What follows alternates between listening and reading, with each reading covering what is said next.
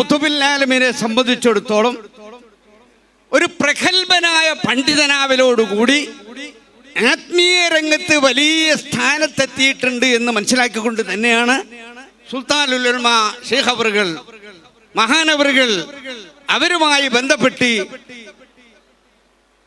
നിങ്ങളുടെ പ്രവർത്തന രംഗത്തിലേക്ക്, നിങ്ങളുടെ ഈ ആരാധനയുടെ രൂപത്തിലേക്ക് എന്നെയും ചേർക്കണമെന്ന് അന്ന് ആവശ്യപ്പെട്ടത്.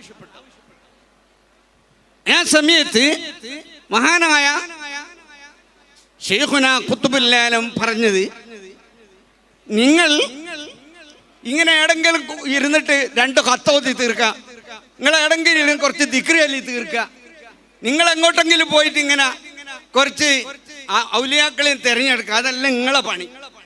ഓരോരുത്തർക്കും ഓരോ പണി ഏൽപ്പിക്കേണ്ടത് ആ കാലഘട്ടത്തിന്റെ മഹാന്മാരായ മശായിഖന്മാരാണ്.